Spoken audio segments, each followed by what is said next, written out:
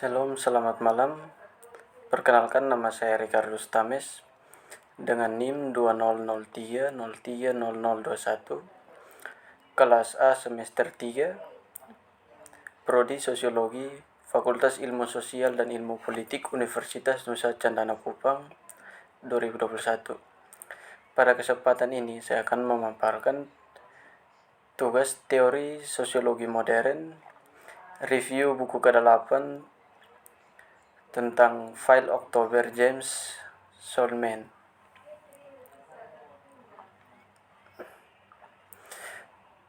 Pendahuluan. James Solman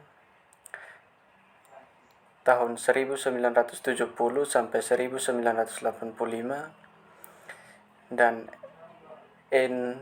Romirer. Pada tahun 1968,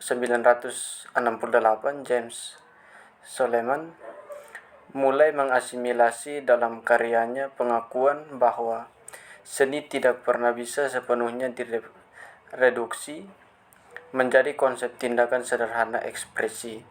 Dari karya pertamanya yang dipamerkan tahun 1970 hingga saat ini, Solman telah mengembangkan tubuh yang signifikan dan beragam pekerjaan yang memberikan parameter baru untuk proses pembuatan gambar tradisional. Seperti yang lain, seniman dari generasinya, ia telah memilih untuk mengadopsi berbagai media dan meliputi film, fotografi, video, rekaman suara, dan petunjuk lainnya. Sementara setiap karya memiliki ciri khasnya sendiri, seseorang mungkin untuk demi-diskusi amati hingga saat ini 3 fase terpisah dalam karyanya. Sebagai hal ini dapat dibagi menjadi periode yang mencakup instalasi perceptuation, instalasi yang melibatkan psikologis, sosial, sejarah atau dimensi budaya, dan karya-karya yang terjadi di teater konteks. Karya-karya awal 1970-an berbeda dari yang lain, tetapi meletakkan dasar bagi karya Solman selanjutnya. Pemeriksaan sejumlah potongan individu dari periode ini mengungkapkan sifat niatnya di awal karir. Sejak awal, Solman telah memperhatikan bagaimana caranya sesuatu terlihat daripada dengan hal itu sendiri dalam isolasi. Proyeksi misalnya mempelajari objek tertentu dalam kaitannya dengan lokasi di waktu dan juga dalam ruang. Dalam memori Peace, Solman mereplikasi proses mnemonik. Dia menyelesaikan ini melalui 2 tape recorder. Tape recorder pertama menyediakan teks sekitar 3-5 menit. Peserta dalam karya tersebut mungkin mendengar teks aslinya hanya sekali dan setelah mencoba untuk menghafalnya harus merekamnya di mesin kedua. Teks ini gilirannya harus direkam sekali lagi seperti yang diingat. Kegiatan tersebut dapat diulang secara teoritis infinitum atau sampai persediaan kaset yang hampir tidak ada habisnya.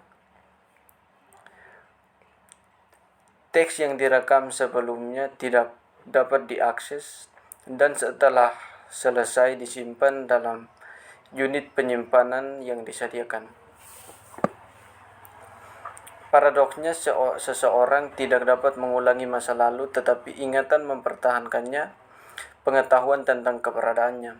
Memori biasa dokumen dengan fungsi yaitu bagaimana pikiran bertanggung jawab atas perubahan dan kehilangan sebagaimana adanya terakumulasi, menyaring, mentransmisikan, dan mendistori. Unit penyimpanan pada dasarnya menjadi arsip proses mental. Tempat penonton dalam karya James Solomon, Jean Fisher.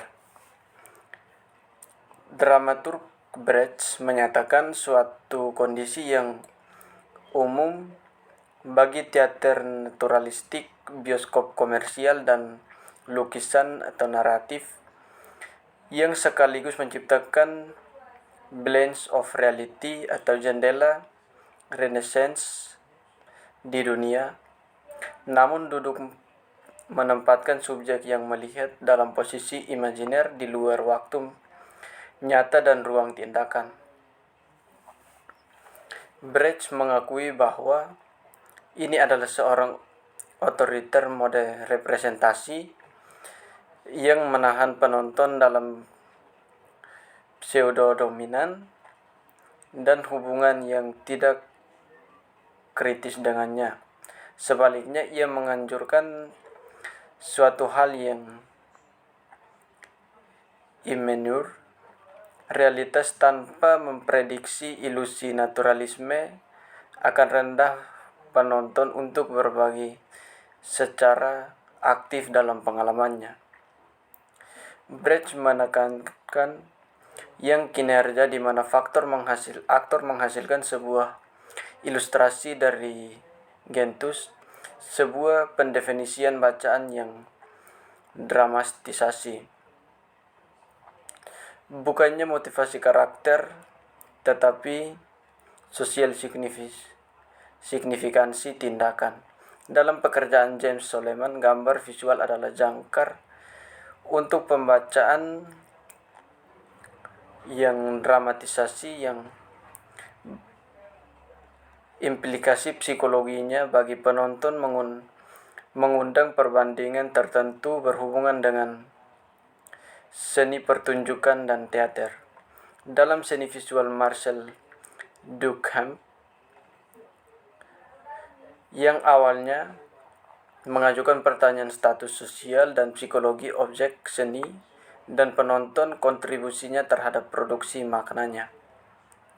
Hubungan penonton dengan artis pertunjukan tetap bagaimanapun ambivalen, sejak apa yang diundang seringkali merupakan tampilan narsis yang meskipun menghindari identifikasi pemirsa dengan karakter khas teater, namun juga gagal memberikan reality di mana penonton dapat masuk. Sebaliknya, penonton adalah 10 diadakan di kejauhan dalam hubungan eksibisionis voyeur. Satu mungkin mengutip strategi kinerja tertentu dari Joseph Beuys atau Vito Accoshi. Kecenderungan berikutnya terhadap valorisasi artis itu sendiri diperkuat melalui penyebaran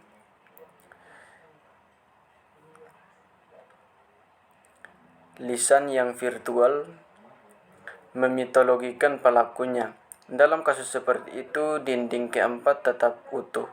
James Solomon bukan artis pertunjukan. Dia menekan miliknya sendiri kehadirannya sebagai penulis untuk kepentingan teks yang strukturnya sebagai Jean Fisher seni mengembalikan pertunjukan penonton. Enigma pahlawan dalam karya James Solomon, James Fisher. Sepanjang Solomon James Fisher Risushi, gambar yang dipilih dari proyek Brera Akademi Seni Rupa Milan. Karya terbaru manipulasi bahasa verbal sebagai representasi, sering melalui fragmen montase dari frase stok, berjalan paralel dengan penggunaan representasi visual. Yang terakhir mengungkapkan konstitusi identitas budaya melalui kode-kode visual yang menentukan penampilan luar dan tingkah laku masing-masing pemainnya dalam kaitannya dengan rangkaian keadaan di mana mereka menemukan diri mereka sendiri, serta melalui berbagai objek atau tanda-tanda yang menandakan beberapa aspek diri atau posisinya dalam masyarakat. Bahkan dalam sinopsis plot singkat ini adalah mungkin untuk mengenali familiar fitur narasi klasik dari kisah mitis hingga kejahatan modern fiksi, pencarian untuk memecahkan misteri dan implementasinya oleh pahlawan. Soleman berspekulasi tentang beberapa jauh rasa realitas seorang dikondisikan dan stultified oleh gambar subjektivitas yang telah ditentukan dan dikomodifikasi atau dilontarkan, terutama melalui televisi, di mana kunci hermeneutik untuk teka-teki tentang kedirian lambang ayah yang ditato di tubuh adalah seorang selalu pengen oleh sosok tatanan simbolik. Artis lencana mungkin bisa dibaca sebagai pencarian ganda, pencarian asal-usul dan untuk takdir di dalam dan melawan tempatnya yang distigmatisasi dalam masyarakat. Ketertiban sosial, bagaimana individu menegosiasikan rasa diri antara pribadi dan kolega, keinginan selektif dan kendala sosial tampaknya menjadi salah satu tema sentral dari karya sebelumnya oleh Soleman. Box dalam konteks budaya populer Poreri, sosok laki-laki yang paling mirip dengan pahlawan Czech adalah atlet dan khususnya petinju yang tubuhnya disetel ke puncak kinerja fisik, mampu melakukan prestasi atau manusia super dengan kekuatan dan daya tahan. The Living Dead atau Hidup dan Diduga Mati, Raymond Bellur, diterjemahkan oleh George Becker. Antara yang hidup dan yang mati. Antara film dan fotografi, teater dan lukisan, di antara semua bentuk representasi terkait dengan gerakan dan statis ekstrim ini, di sanalah letak kesalahan dan seni yang tepat yang didedikasikan untuk masa depan yang sebagian masih belum diketahui dan dari di mana James Soleman adalah penghuninya. Ada karya Soleman yang melalui judul dan ambiguitasnya, situasi yang diciptakan dapat berfungsi sebagai indeks medan fluida ini, celah dan tepi yang telah diisi Soleman dengan 30 tahun kejadian setiap genre dan subgenre dalam proyek, mulai dari yang paling minimal hingga yang paling luas. Sederhana dan tidak terlalu terkenal, tetapi baru-baru ini kembali dipamerkan.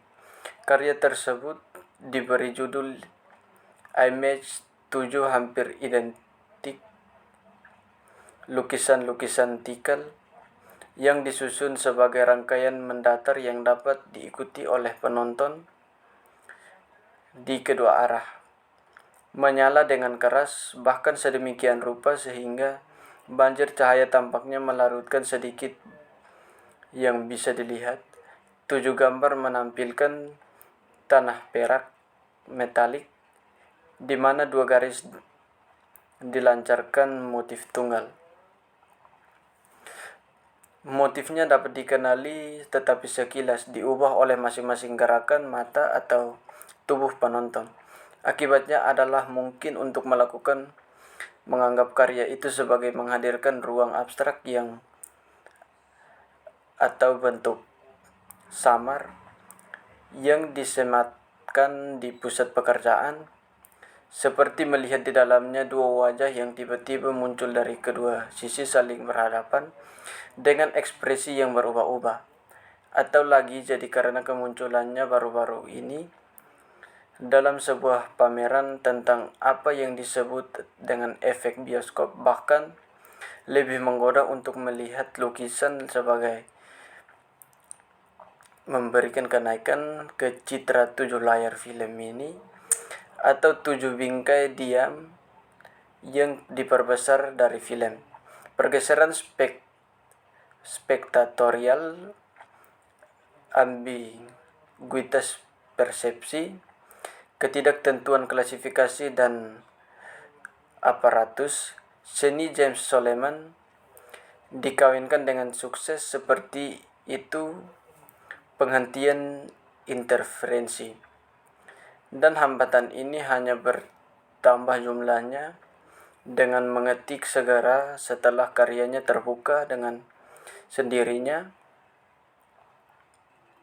dengan didorong secara doks oleh kecintaan pada yang heterogen pada semua masalah utama hari, sambil tetap menemukan sebagian kekuatannya dalam dimensi lokal penyimpanan. Sekian dan terima kasih.